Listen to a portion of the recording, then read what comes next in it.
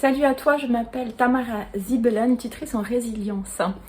Aujourd'hui, on va parler syndrome de l'imposteur version interruption de grossesse. Il y a plusieurs années, j'ai vécu 2 interruptions médicales de grossesse et 2 interruptions subies, 2 à 3 mois, 2 à 10 semaines. Le syndrome de l'imposteur, je l'ai eu à plusieurs reprises quand il y a d'autres femmes qui m'ont dit ben voilà, je viens d'accoucher il y a 2 semaines à 5 mois de grossesse de mon enfant mort, j'ai une décision à prendre, mon enfant a 5 mois dans mon ventre, ou alors d'autres femmes qui m'ont dit j'ai perdu mon bébé il avait 3 jours, enfin ce genre de choses.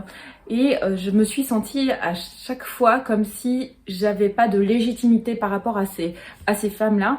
Et aujourd'hui, je peux reporter ça par rapport à ce syndrome de l'imposteur quand on dit qu'on se sent pas avoir les compétences dans son boulot, etc. Ben moi, je le parle par rapport à ça. Aujourd'hui, j'ai encore vécu l'expérience en lisant des témoignages, j'ai encore senti ce syndrome de l'imposteur au féminin, de ouais mais qu'est-ce que je suis légitime moi après avoir vécu que des interruptions à 10 semaines ou que une intervention médicale de grossesse à 3 mois alors qu'il y en a d'autres qui ont dû accoucher.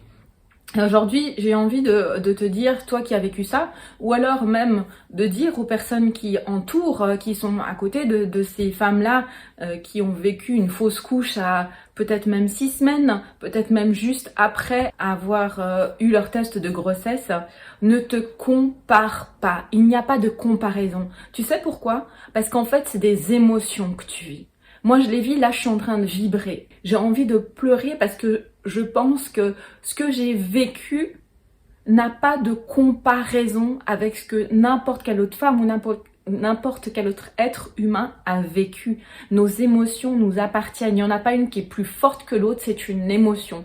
La tristesse reste de la tristesse, la culpabilité reste de la culpabilité, l'envie de tout péter reste l'envie de tout péter. Que tu aies vécu une fausse couche, une interruption de grossesse, une IVG il y a 10 ans en arrière, quel que soit le choix ou le non-choix que tu as eu, tu n'as pas à te comparer. Et si tu es une personne qui regarde et qui est de l'entourage ou qui a entendu parler par une amie, une connaissance, qui l'a entendu dire j'ai fait une fausse couche, etc., s'il te plaît, ne la compare pas et ne lui dis pas ah ouais mais bon tu sais il y en a qui ont arrêté leur grossesse à 5 mois, tu vois, ça va encore, ou ne minimise pas ce qu'elle a vécu, ne minimise pas ce qu'elle vit, parce qu'elle a une émotion qui peut être énorme à l'intérieur.